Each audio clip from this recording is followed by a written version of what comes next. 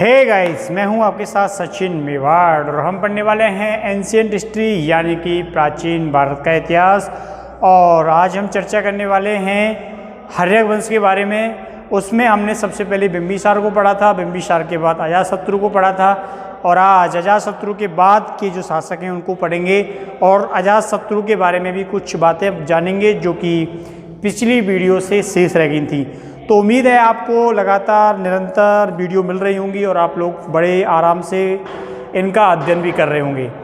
तो अब हम आज आगे बढ़ाते हैं अपने लेक्चर को और उसमें देखते हैं कि बिंबिसार के पश्चात कौन जो है वो शासन व्यवस्था को संभालता है।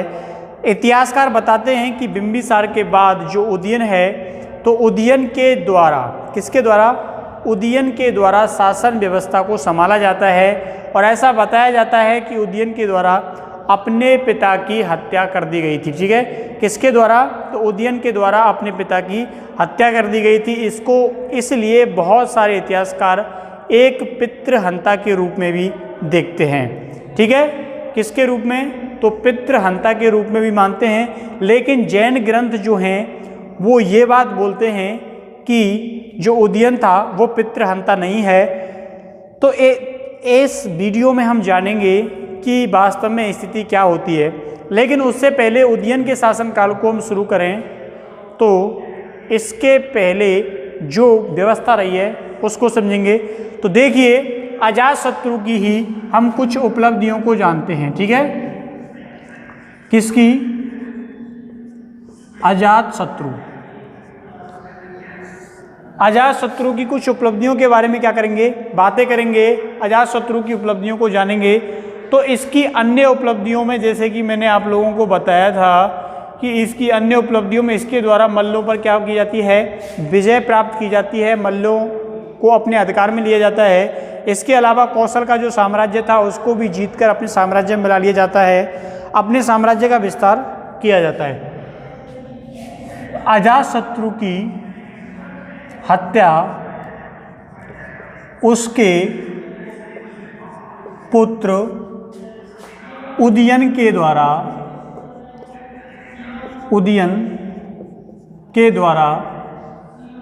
की गई। ठीक है, किसके द्वारा की जाती है? तो इसकी जो हत्या है वो किसके द्वारा की जाती है? उदयन के द्वारा की जाती है। लेकिन बौद्ध ग्रंथ इस बारे में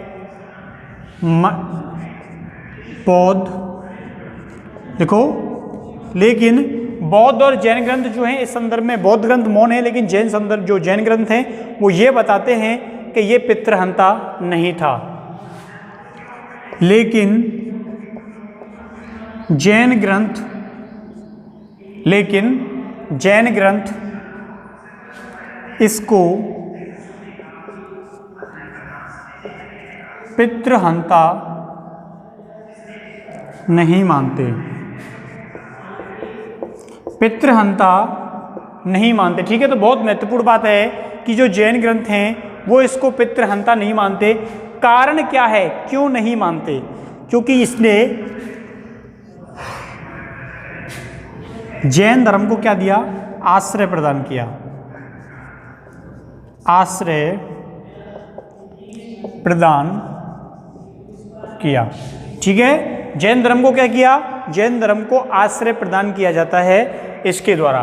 तो समझ में आई आप लोगों को बात? अजातशत्रु की हत्या उसके पुत्र उदयन के द्वारा कर दी जाती है। अब देखिए, जो उदयन है ये 460 से 444, ठीक है, 460 से 444 ईसा पूर्व में क्या बनता है? शासक बनता है। तो यहाँ पे उदयन 460 से 444 ईसा पूर्व। ठीक है, ईसा पूर्व का मतलब आप लोग जानते हो कि तिथि हमेशा पीछे चलती है, तभी तो 460 से 444 तक क्या किया है? शासन किया है।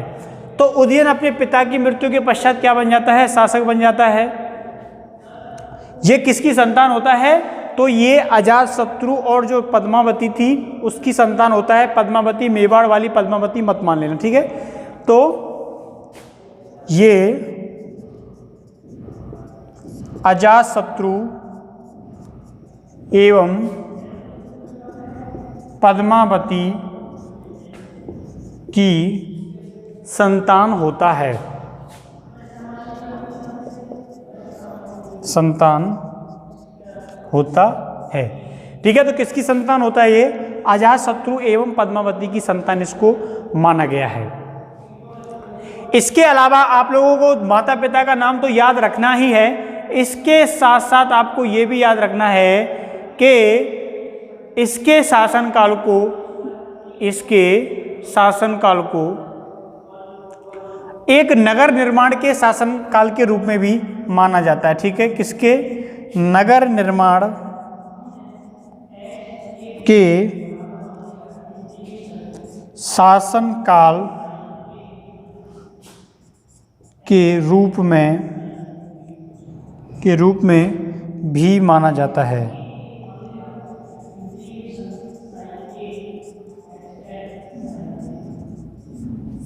के रूप में भी क्या किया जाता है? माना जाता है, ठीक है। तो किसके रूप में माना जाता है? नगर निर्माण के रूप में भी इसके शासनकाल को माना जाता है, ठीक है। चलिए अब देखते हैं आगे, इसने लगभग कितने साल शासन किया? तो लगभग इसके द्वारा आप लोग लगा लीजिए यहां से 10, यानी कि टोटल 16 बरस तक क्या किया? शासन किया। कितने बरस तक शासन करता है ये? 16 बरस तक शासन करता है, ठीक है। तो इसके द्वारा इसको मिटा देते हैं, ठीक है, उसके बाद लिखेंगे, क्योंकि बोर्ड अगर कोई स्क्रीनशॉट लेना चाहे तो स्क्रीनशॉट ले सकता है, ठीक है। चलिए इसको रफ करते हैं। तो आप लोगों को मालूम हो गया कि इसके द्वारा कितने बरस तक शासन किया गया? तो 16 बरस तक इसके द्वारा शासन किया जाता है। जो जैन धर्म है वो इसको पितृंत क्यों नहीं मानते? क्योंकि ये स्वयं जो है वो जैन धर्म का क्या था? उपासक था। क्या होता है? उपासक होता है, ठीक है। चलिए आगे देखते हैं आगे क्या होता है इसमें। तो जो उदयन है ये 16 बरस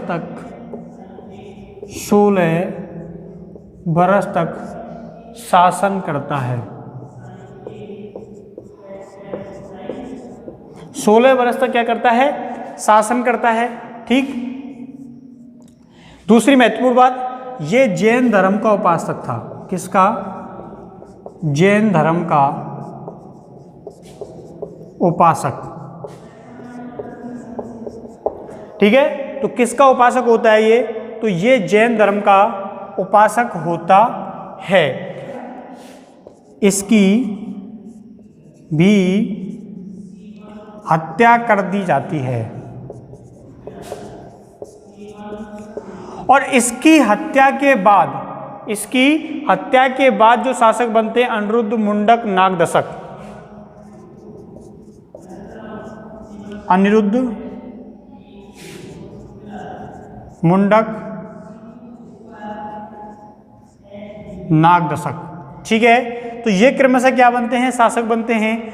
और जो यहाँ की जनता है वो इनकी जो शासन व्यवस्था होती है उससे बहुत ज़्यादा क्या हो जाती है? परेशान हो जाती है। और जब इनकी शासन व्यवस्था से जनता परेशान हो जाती है तो इनको इनके पद से हटा देती है, ठीक है। यहाँ की जनता ने, इन लोगों की बात कर रहा हूँ मैं, ठीक है, अनिरुद्ध, मुंडक और नागदशक की, ठीक है। तो यहाँ की जनता ने इनके शासन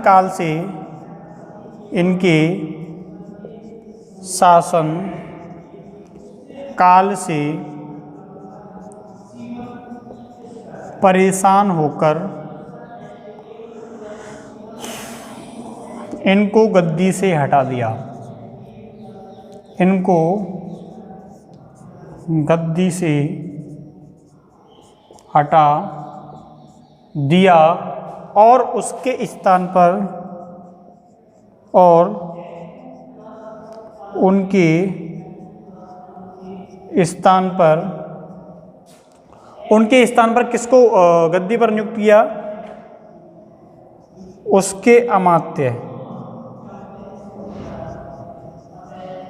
उसके अमात्य कौन होता है? प्रधानमंत्री। तो फिर क्या आता है? एक नया वंश अस्तित्व में आता है। क्या अस्तित्व में आता है? एक नया वंश अस्तित्व में आता है। कौन सा नया वंश अस्तित्व में आता है?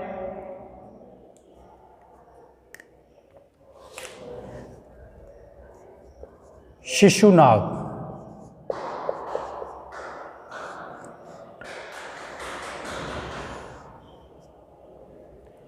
ठीक है, तो शिशुनाग को क्या किया गया था? गद्दी पर बिठाया जाता है।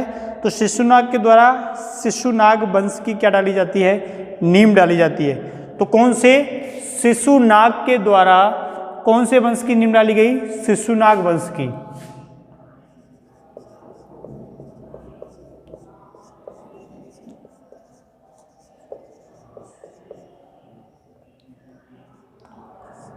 शिशुनाग वंश की स्थापना की जाती है। ठीक है, तो किसके द्वारा की जाती है? शिशुनाग के द्वारा की जाती है, जो कि उनका पहले अमात्य होता है। ये कब से कब तक चलता है शिशुनाग वंश? 412 से 344 ईसा पूर्व। तो 312 ईसा पूर्व से, कब की बात कर रहा हूं मैं? 344। ठीक है, ये 412 है। ठीक है, 412 से 344 ईसा पूर्व तक। 412 ईसा पूर्व से 344 ईसा पूर्व तक पूरा शिशुनाग वंश चलता है। ठीक है, एक शासक की बात नहीं कर रहा मैं, पूरा शिशुनाग जो वंश होता है ये कब से कब तक शासन व्यवस्था में रहता है? तो 412 ईसा पूर्व से लेके और 344 ईसा पूर्व तक शासन में रहता है, जिसमें इसका जो संस्थापक था, इसका जो संस्थापक होता है, तो संस्थापक इसका कौन होता है? शिशुनाग होता है। 412 से 394।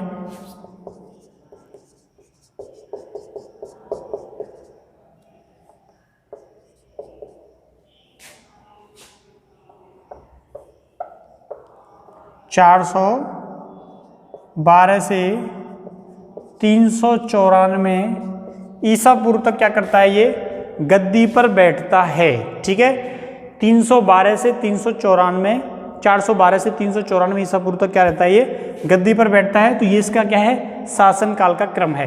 तो आप लोगों को याद रखना है शिशुनाग वंश की स्थापना इसके द्वारा की जाती है। ठीक है, अब देखिए इसके संबंध में अगर हम बात करें कि इसके मम्मी पापा कौन थे, तो पुराणों में बताया गया है कि ये क्या होता है? लिच्छवियों, किसका? लिच्छवियों की शासन व्यवस्था के अंतर्गत क्या हुआ था? इसका जन्म हुआ था। और महावंश टीका में एक लिच्छवी राजा की वैश्या पत्नी से इसको उत्पन्न माना गया है। ठीक है, कहाँ की बात? महावंश टीका की बात कर रहा हूं मैं। किसकी बात कर रहा हूं? महावंश टीका। महावंश टीका में इसे लिच्छवियों से उत्पन्न संतान माना गया है। ठीक है, किससे? लिच्छवियों से उत्पन्न संतान माना गया है।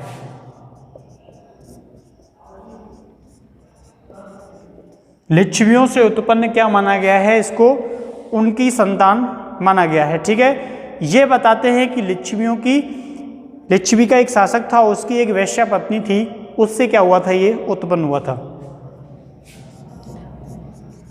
एक वैश्या पत्नी, एक वैश्या पत्नी से उत्पन्न संतान। ये भी आपको क्या रखना है? याद रखना है। तो इसका संस्थापक कौन होता है? शिशुनाग होता है। 412 से 394 ईसा पूर्व। महावंश टीका में से लिच्छवियों से उत्पन्न क्या बताया गया? संतान बताया गया है। एक वैश्या पत्नी से क्या है, ये उत्पन्न माना गया है। ठीक है, वैश्या पत्नी से क्या माना गया, उत्पन्न माना गया है। तो ये दोनों पॉइंट आपको क्या रखने हैं, याद रखने हैं। चलिए इसको रफ करते हैं और आगे देखते हैं फिर।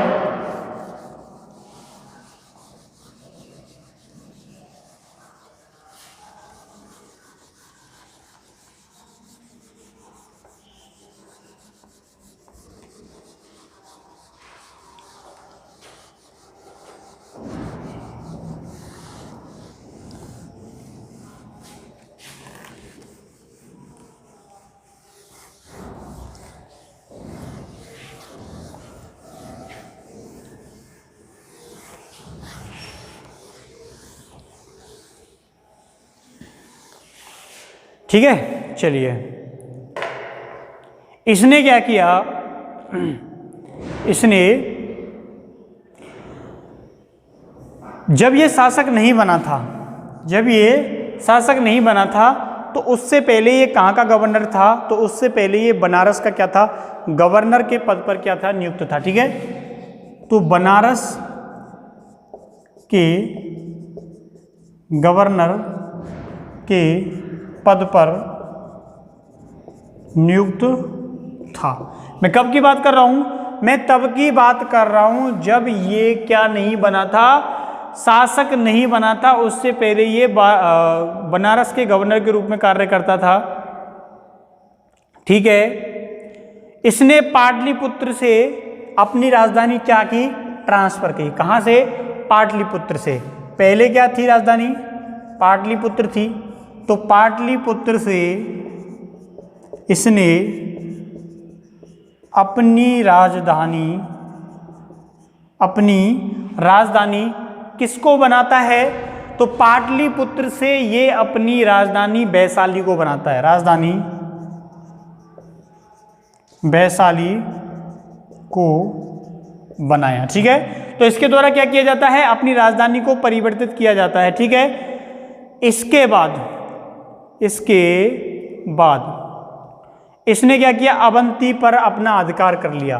किस पर, मैंने जब महाजनपद पढ़ाए थे तो आपको बताया था कि इसके द्वारा अवंती पर क्या कर लिया जाता है, अधिकार कर लिया जाता है। ठीक है, तो इसके बाद जो शासक बनता है, इसके बाद अगला शासक कौन बना था, तो इसके बाद अगला शासक बना था कालाशोक। कौन शासक बना इसके बाद, तो इसके बाद शासक बनता है कालाशोक। और कालाशोक 394 से 394 से 366 ईसा पूर्व तक क्या करता है, शासन करता है। ठीक है, कालाशोक जो होता है वो 394 से लेके और 366 ईसा पूर्व तक क्या करता है, शासन करता है। ये किसका पुत्र होता है, तो ये शिशुनाग का पुत्र होता है, जो कि मगध का क्या था, शासक था। समझ आई आपको बात। तो 394 से लेकर 366 ईसा पूर्व के मध्य में इसके द्वारा शासन किया जाता है। समझ आई कालाशोक के बारे में बात। चलिए अब इसके आगे अगर बात करते हैं तो इसको कांकवड़ के नाम से जाना गया है। और इसके समय पर क्या महत्वपूर्ण घटना हुई थी, इसके समय पर दूसरी बौद्ध संगति संपन्न हुई। कौन सी बौद्ध संगति इसके समय पर संपन्न हुई थी, तो इसके समय पर दूसरी बौद्ध जो संगति है वो क्या हुई, संपन्न हुई। समझ आई बात। तो इसके समय पर दूसरी बौद्ध संगति क्या होती है, संपन्न होती है। लेकिन इसकी भी हत्या किसने कर दी, महापद्म नंद के द्वारा इसकी क्या कर दी जाती है, हत्या कर दी जाती है। और महापद्म नंद ने किस वंश की नींव डाली, नंद वंश की नींव डाली। बात समझ में आई। तो इसके वंश का क्या हो जाता है, बिल्कुल समूल नष्ट हो जाता है और एक नया वंश अस्तित्व में आता है, नंदवंश। और नंदवंश की स्थापना किसके द्वारा की गई, जो हत्या करता है नेक्स्ट शासक की, वही क्या बन जाता है, फिर शासक बन जाता है। तो इसके आगे हम अब नंदवंश शुरू करेंगे। आज ये लेक्चर खत्म हुआ है, कोई कन्फ्यूजन हो तो आप शेयर कर सकते हैं मेरे साथ। तो मिलते हैं कल यानी कि नेक्स्ट वीडियो में। तब तक के लिए थैंक यू, धन्यवाद, बाय बाय।